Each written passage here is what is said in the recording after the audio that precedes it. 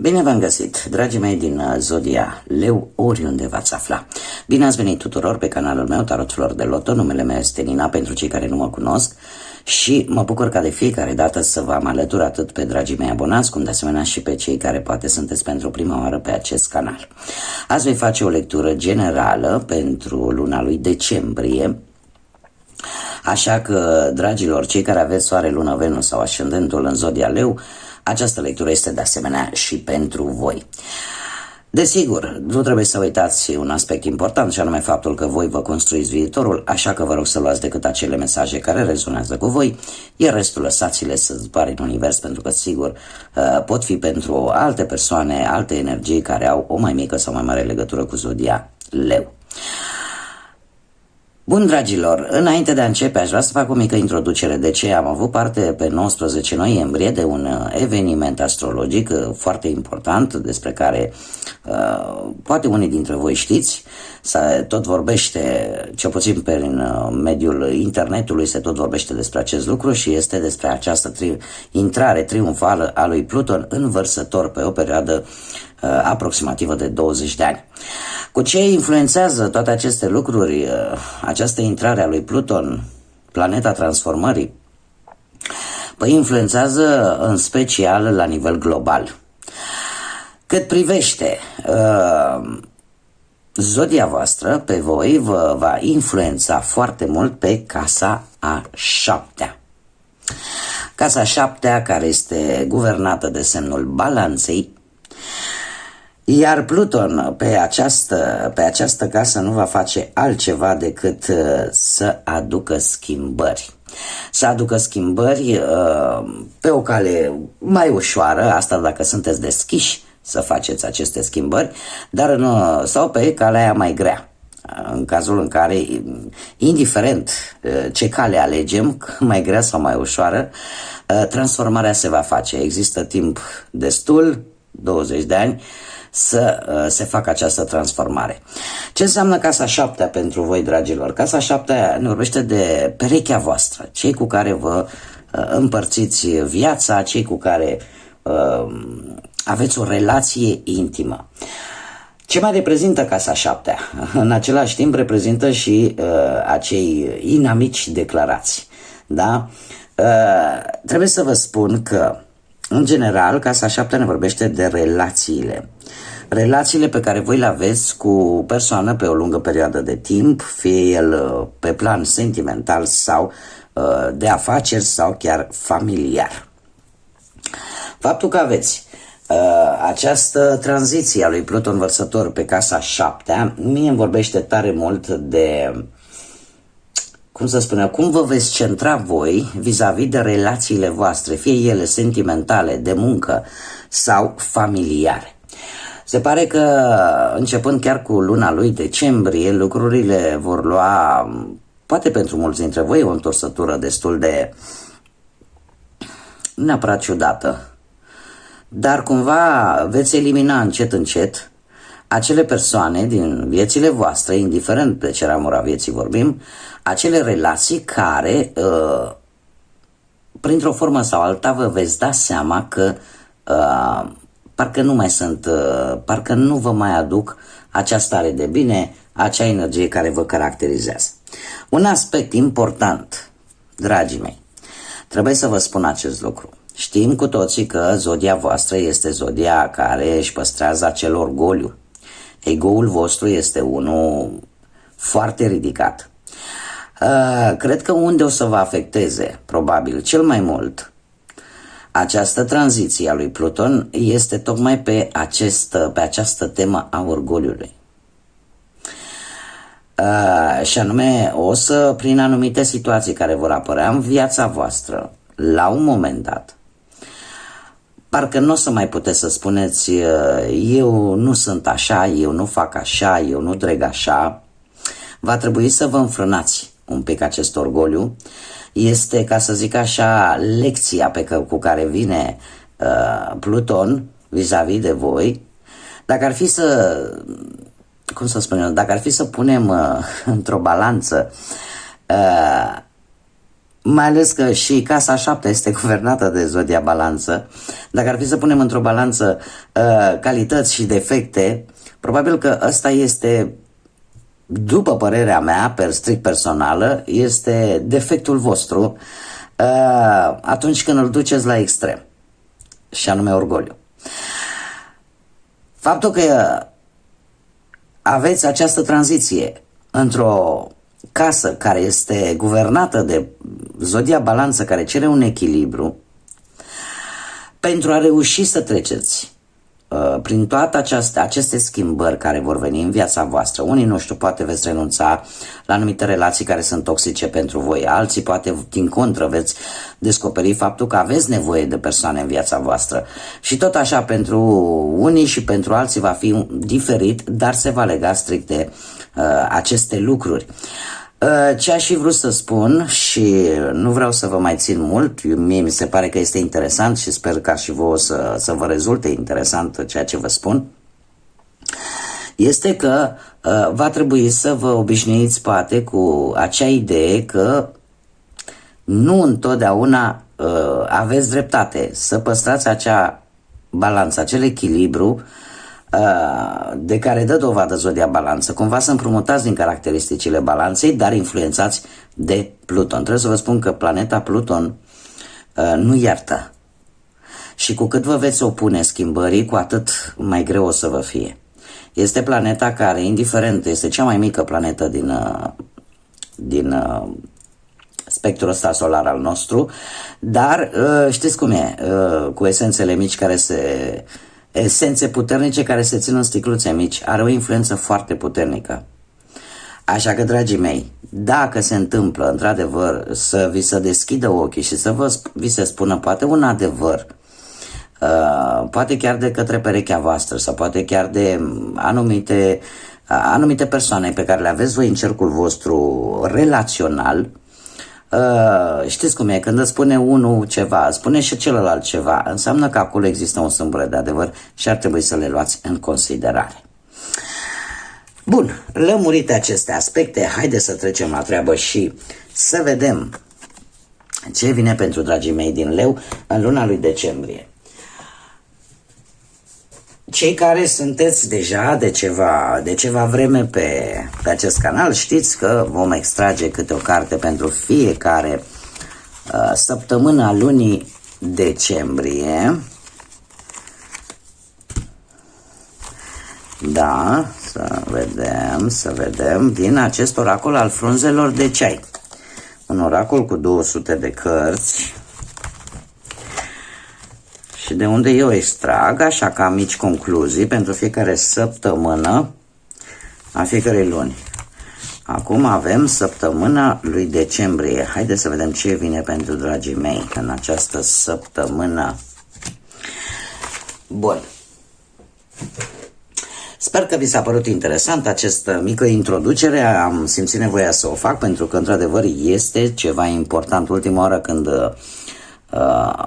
Pluton a fost în Vărsător, a fost undeva pe la 1700, cred, și ce știu cu siguranță este că a avut loc acea revoluție franceză care a rămas scrisă în istorie.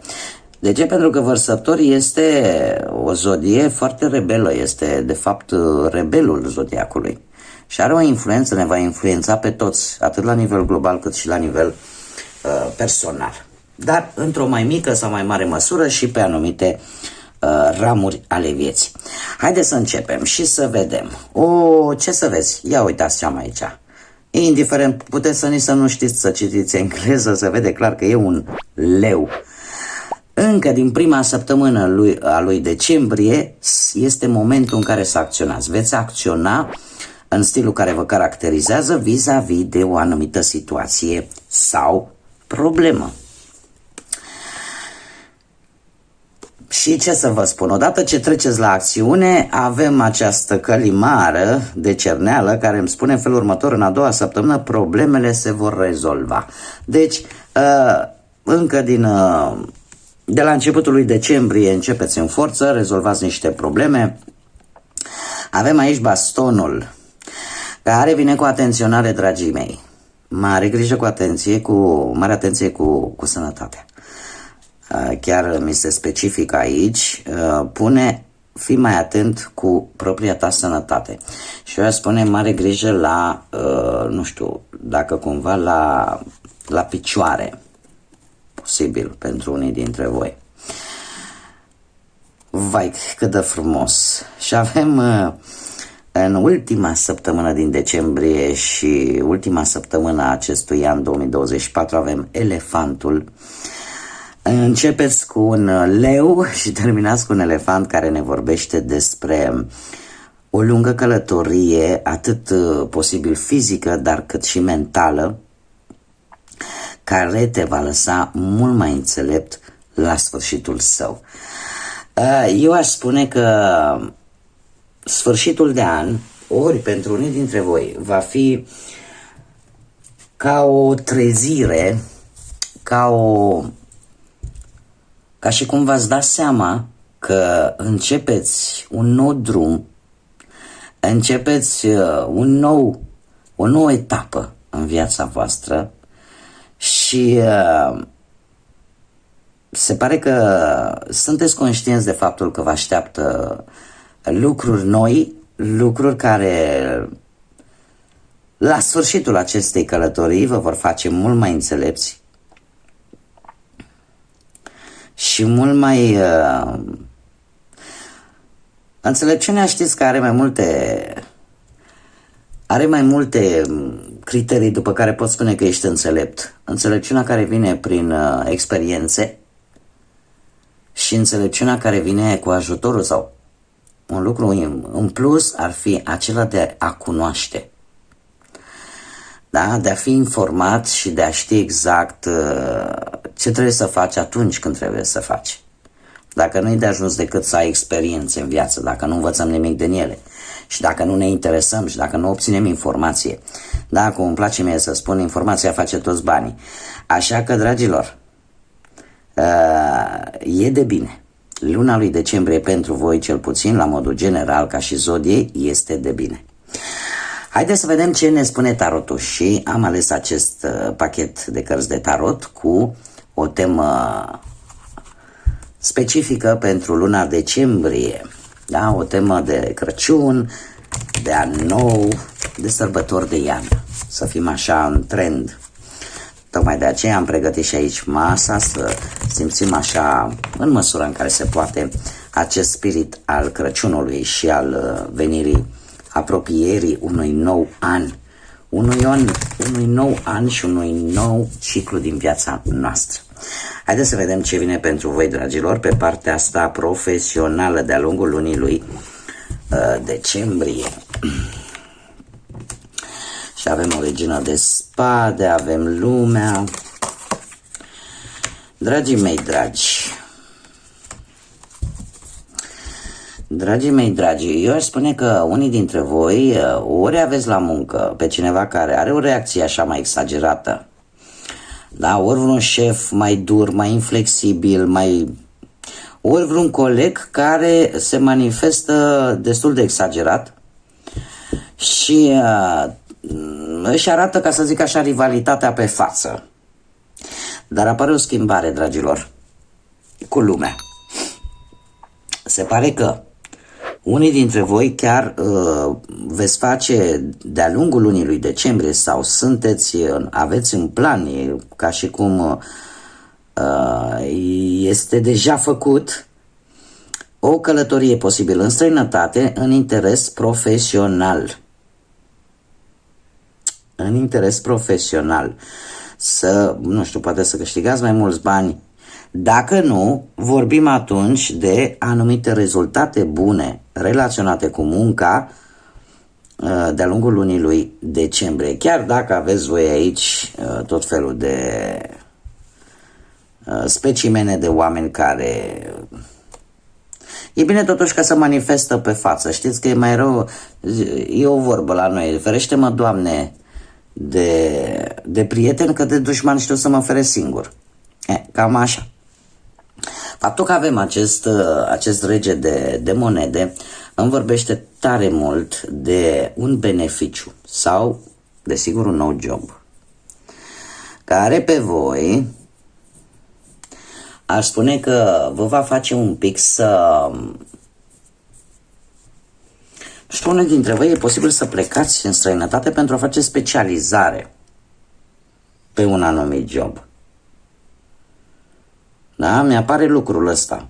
Și cineva încearcă să vă ajute, cineva care are situație financiară bună și care vă poate ajuta în problema asta. Nu știu dacă zodiile de pământ, Taur, Fecioară sau Capricorn vă spun ceva. Cert este că acest doi de bâte îmi vorbește de ceva care ție îți place să faci cel mai mult. E relaționat cu un job, cu o activitate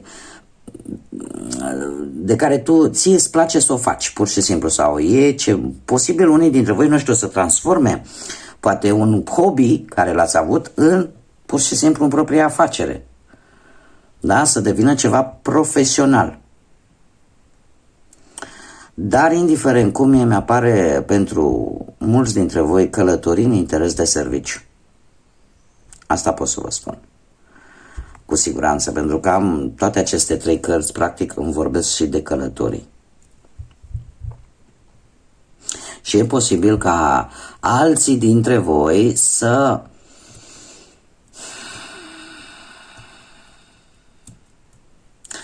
ca voi să luați hotărârea, tocmai pentru că nu mai sunteți mulțumiți în locul în care sunteți în acest moment sau în poziția în care sunteți voi în acest moment.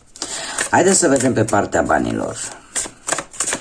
Ce vine pentru dragii mei din Leu pe partea financiară de-a lungul lunii lui decembrie.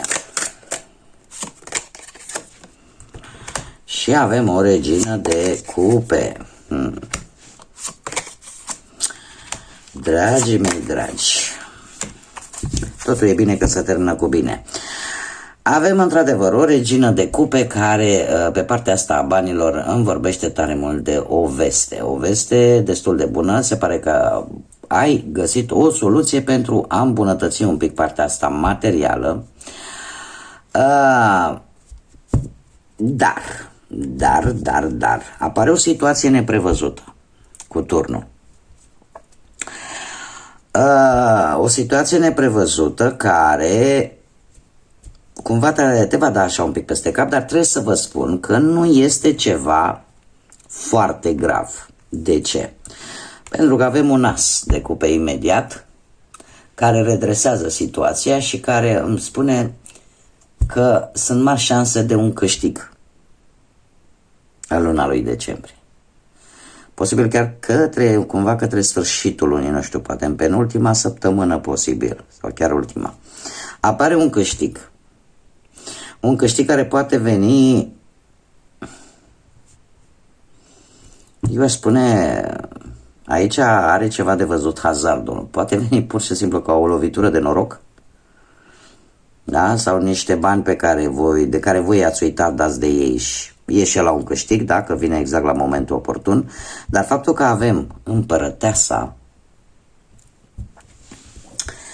asta îmi spune multe lucruri. De ce? Împărăteasa este simbolul abundenței.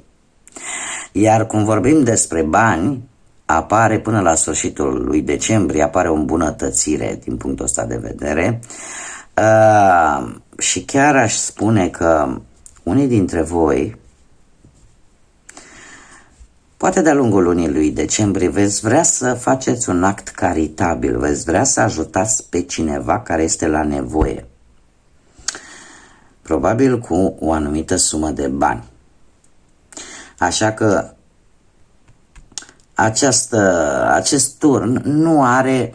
Turnul, știți cum e, că are intensități diferite. Și asta în funcție de cărțile pe care le avem aici.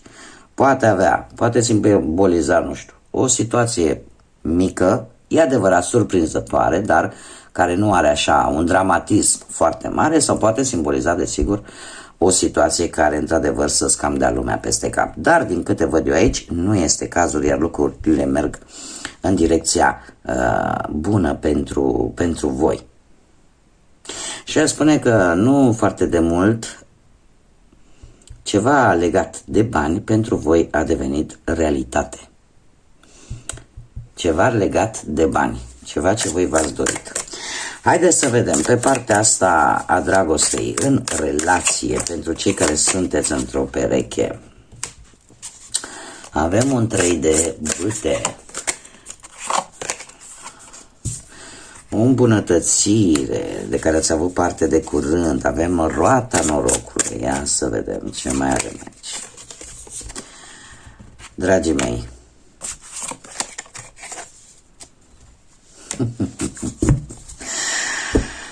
hei,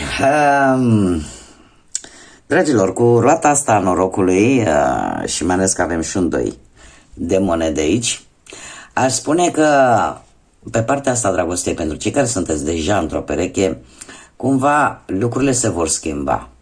Unii dintre voi, poate din cauza muncii, ați petrecut destul de puțin timp cu perechea voastră și asta, într-un fel sau altul, va cam afecta, să zic așa, un pic relația, a schimbat ceva. Faptul că avem și pusnicul, care aici chiar este interesant, îl numesc tatăl Crăciunului, pusnicul vine cu o foarte mare introspecție, o foarte profundă gândire vis-a-vis de situația voastră relațională. Aș spune că unii dintre voi, și aici trebuie să acordați un pic de atenție, pentru că deja, cum bine am spus și la început, casa 7-a este casa relațiilor, fie ele intime, da, exact despre ce vorbim acum, cât și cele de prietenie, de colaborare. Iar faptul că unii dintre voi aveți un pic de îndoială vis-a-vis de relația voastră, dar această îndoială vine în urma unei schimbări bruște, cu care vine roata. Roata anului, cum este pus aici. Eu aș spune că această schimbare pe voi vă va pune așa într-o mică dilemă. Într-o mică dilemă și unii dintre voi, ori că petreceți prea mult timp singuri, din N motive, ori pur și simplu simțiți nevoia să vă reculegeți. Este foarte ciudat pentru voi în mod special, pentru că voi nu prea sunteți genul de persoană care să stați așa ascunși, să stați, dar se pare că deja influența plutoniană își face simțită prezența. Și unii dintre voi care vă regăsiți, desigur, cumva parcă ați vrea să aveți o perioadă așa, nu știu, veți avea o lipsă de comunicare. O lipsă de comunicare. Avem aici steaua. Dragilor, cred că unii dintre voi veți fi în situația în care veți vrea să găsiți cea mai bună rezolvare în ceea ce privește relația voastră. Și unii chiar veți reuși cu steaua. Deci steaua îmi vorbește de o perioadă fericită, de o perioadă în care, nu știu, poate speranța îți dă acea forță de a merge înainte, poate încrederea în tine și în ceea ce îți rezervă viitorul, Dumnezeu, Universul. Nu va dura foarte mult această lipsă de comunicare între voi. Există aici o dualitate. Nu știu, poate să existe o dualitate între ceea ce simțiți și ceea ce vă spune rațiunea. Dar, într-un fel sau altul, veți găsi acel răspuns pe care voi îl căutați. Da? Pentru cei care sunteți într-o relație. Știu de ce am senzația că mulți dintre voi sunteți poate la distanță geografică față de perechea voastră. Și tocmai de aceea e posibil să apară acest jonglaj de gânduri. Pentru cei care sunteți singuri, dragii mei, cei care sunteți singuri, aș spune că e posibil să fi cunoscut pe cineva care Să fie poate să aibă legătură cu zodiile de foc, la fel ca și voi, Leu, Berbec sau Săgetător, și care să aibă o situație destul de bună din punct de vedere material.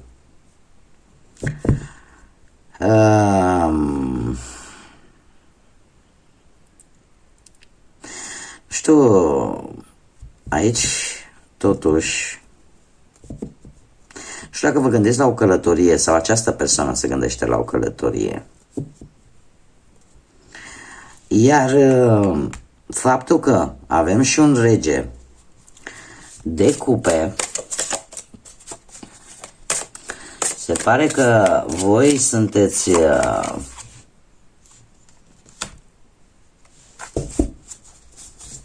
dragilor, aici nu e numai, nu sunteți decât voi și încă o persoană, aici mie mi-a par că sunteți voi și încă două persoane. Și avem zodii de apă, posibil, Rac, Pești, Scorpion, și zodii de foc, Berbec, Leu, Săgetător, la fel ca și voi. Totuși avem acest 3 de monede, care îmi spune că posibil să fie cineva de la locul de muncă. Cineva de la locul de muncă care, o persoană este mai în vârstă decât voi și este foarte înțelegătoare, sentimentală, care îi place să te asculte așa, când povestești. Pe când cealaltă este mai la distanță, aș spune, sau este acel personaj care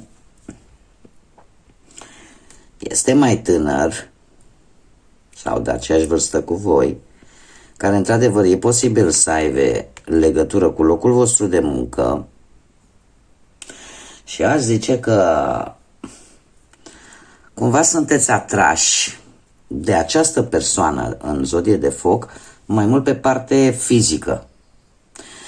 Iar față de, cumva, știți cum e, una caldă, una rece. Îmi place de o anumită persoană din punct de vedere fizic, mă simt atrasă de acea persoană din punctul ăsta de vedere, dar totuși parcă sunteți atrași și de cealaltă persoană care are un mod plăcut de a te asculta, de a vorbi, de a avea acea blândețe.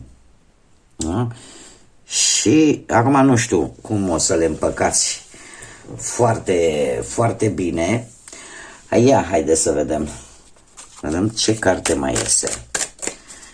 Ce carte mai iese pentru sfârșitul anului. O să vă cam dea ceva bătăi de cap, dragilor, gândurile astea. Nu știu dacă veți reuși până într-un final să vedeți cum o rezolvați până la sfârșitul anului. Avem un 10 de bâte. Un 10 de bâte care pe partea asta, dragoste, mai ales pentru cei singuri, îmi vorbește de situația în care pe voi vă interesează în mod deosebit una din aceste persoane și o urmăriți de ceva vreme. Totuși eu aș zice că sunt totuși șanse ca până la sfârșitul lui decembrie, sfârșitul acestui an, într-un final să vă dați seama dacă tot acest efort pe care voi l-ați depus vis-a-vis de una din aceste persoane va da roade sau nu. Deci veți reuși să aflați un răspuns. Haideți să vedem. Ce numere angelice am pentru voi, dragilor, în următoarea perioadă din luna lui decembrie? Și avem numărul 9 sau numărul 18, numărul 0, care nu poate reprezenta o dată, deci avem ori data de 9 decembrie, ori data de 18, ori data de 22 și atât decembrie. Ce ne spun aceste cărți? Păi, prima carte ne spune în felul următor, că e timpul să începi acea misiune a sufletului în viața ta. Ai un scop superior în această viață, care este doar al tău și pe care tu va trebui să-l îndeplinești. Așa că este momentul în care să lași acea putere, adevărata ta putere, să o lași să iasă la suprafață. Și mai jos avem sunt curajos, sunt curajoasă. Faptul că avem aceste, de 2 ori, numărul 0, cifra 0, îmi spune în felul următor, un mesaj important pentru voi. Îngerii îți cer foarte multă atenție, să deschizi ochii, să asculți și să te gândești în tot ceea ce se întâmplă în jurul tău. Ai încredere în intuiția ta, urmează-ți, ghidul, da? Fără întârziere și focusează-te foarte mult pe partea asta. Fii mai atent la tine, pe partea ta interioară, la felul în care tu gândești, la felul în care tu vezi lucrurile. Iar mai jos avem sunt observator, sunt observatoare. Faptul că avem un număr maestru, 22, ne spune în felul următor, că ești în posesia unor incredibile puteri creative.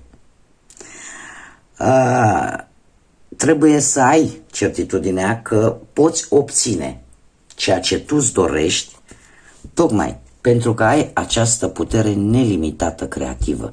Poți face ca lucrurile și visele tale să devină realitate. Acum, haideți să vedem care este ce inițiale de nume, prenume, pseudonim sau porecle de persoane cu care voi puteți interacționa de-a lungul lunii decembrie, sau e posibil chiar să dați și de inițialele voastre, de ce nu?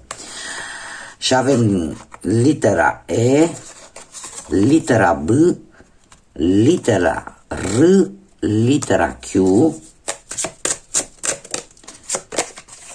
litera I,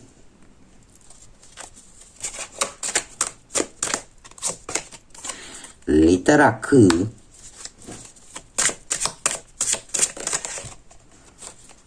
și mai am aici, o să le desfac, litera A, litera S și litera D. Inițiale de nume, prenume, pseudonim sau porecle de persoane cu care voi veți interacționa de-a lungul lunii lui decembrie, sau posibil să apară chiar și inițialele voastre. Ca și zodii, în afară de cele pe care deja le-am spus, avem destul de multe zodii de aer. Zodii de aer, Gemeni, Balanță, Vărsător, cum de asemenea avem și zodii de apă, Rac, Pești, Scorpion. Mai puțin cele de pământ, Taur, Fecioară sau Capricorn. Haideți să vedem care este mesajul pentru voi, dragii mei din Leu. Lasă-te purtată de timpul divin. Se spune așa că câteodată timpul divin poate să fie diferit față de felul în care tu îți programezi un anumit timp. Dacă un anumit scop, o anumită necesitate a ta nu se manifestă destul de repede, în funcție de ego-ul tău, mare atenție că nu întâmplător a ieșit acest mesaj, trebuie să ai răbdare și să ai încredere în fluxul universal. După cum bine vedeți, așa cum v-am spus încă de la început, și știu că multora dintre voi poate nu o să le convină, dar trebuie să fim deschiși, da, așa ne învață Pluton, să fim deschiși către a vedea adevărul golgoluț, să fim deschiși către a vedea ceea ce nu prea e bine la noi și în felul ăsta, de fapt, nu facem altceva decât ne transformăm și evoluăm. Acest mesaj îmi spune clar că sunt anumite situații în viața noastră care nu vin atunci când vrem noi, pentru că așa vrem noi, pentru că mândria, ego-ul nostru așa ne spune. Trebuie să avem răbdare și voi trebuie să aveți răbdare și încredere în fluxul universal. Ele vor veni atunci când trebuie să vină și în maniera în care trebuie să vină. Așa că ai încredere în acest timp divin, în acest timp universal. Bun, dragii mei, aceasta a fost lectura pentru decembrie pentru voi. Eu mă bucur ca de obicei că v-am avut alături.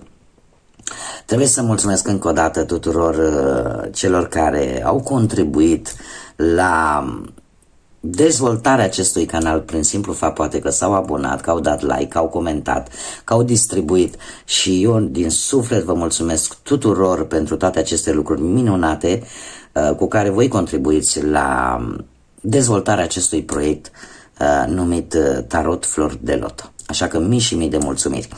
Să dea Dumnezeu ca luna lui decembrie să fie o lună luminoasă, atât în suflete cât și în gânduri și în viața voastră, să vă regăsiți pe voi, să găsiți ceea ce căutați, să fie o lună a surprizelor plăcute, o lună plină de generozitate și știu că aveți așa ceva, nu că v-ar lipsi, dar o generozitate atât pentru voi înșivă, cât și pentru ceilalți.